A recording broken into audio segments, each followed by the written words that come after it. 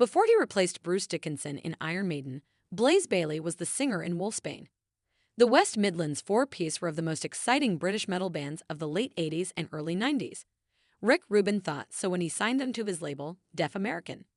In 2008, Blaze Bayley looked back on the band's dizzying rise and the making of their classic 1990 mini-album, All Hell's Breaking Loose, down at Little Kathy Wilson's place. At the end of the 80s, America was the dominant force in hard rock thanks to the massive success of bands such as Bon Jovi, Guns N' Roses, Poison, and Skid Row. Britain had multi-platinum superstars Def Leppard, but there was a big drop-off after that.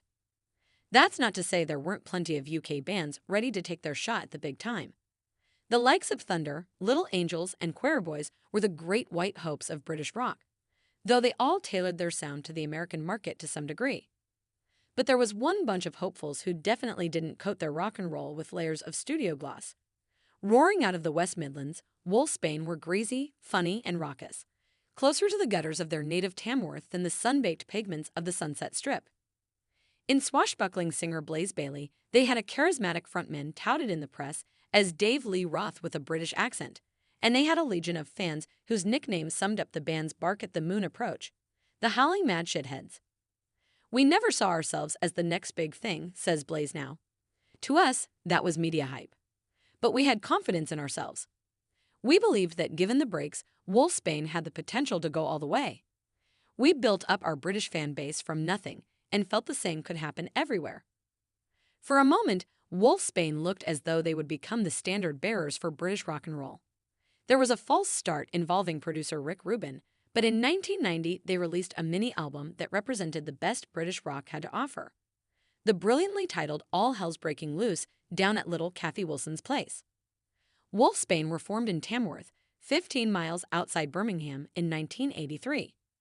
The first lineup featured Blaze, who decided he wanted to be a singer after seeing Dio at the Birmingham Odeon on the Holy Diver Tour, plus guitarist Jace Edwards, bassist Jeff Haitley, and drummer Mandy Hemmings. Over the next few years, they cycled through a series of different drummers, all the while looking like Mötley Crüe, if Mötley Crüe lived on a council estate. By the time of 1988's Wasted and Dangerous demo, they'd toned down the image and recruited a new drummer, Steve Danger Ellett. They caught the attention of Slayer/Beastie Boys producer Rick Rubin, and they became the first British band to sign to his newly founded Def American label. Unfortunately, Rubin sucked the life of the band's sound, and their debut album, 1989's Live Fast Die Fast, was a disappointment, lacking the kind of full-force energy Wolfsbane brought to their live shows. We ended up hating Rick Rubin, says Blaze. He didn't get what made this band happen, and went one step too far in the production, losing all the power and live feel. So, while there are good things about Live Fast, Die Fast, nonetheless, it didn't represent Wolfsbane. Despite their experiences with Rubin, they stuck with Def American. It turned out to be the right decision. Suddenly, the wind seemed to be blowing in Wolfsbane's favor. We got the chance to support Iron Maiden, which was a great break for us, says Blaze. I think it came down to a choice between us and the Almighty. From what I've been told, it was the video we did for the song I Like It Hot that swung things our way. I reckon that Maiden bassist and renowned football fanatic Steve Harris chose us because there was football in that clip, keen to capitalize on the opportunity. Def American felt the band should record a mini-album. There were just two conditions. Firstly, the budget would be tight. Secondly, Rick Rubin would not produce this one. If you know Rick, then you'll understand that he never records anywhere outside of America, says Blaze.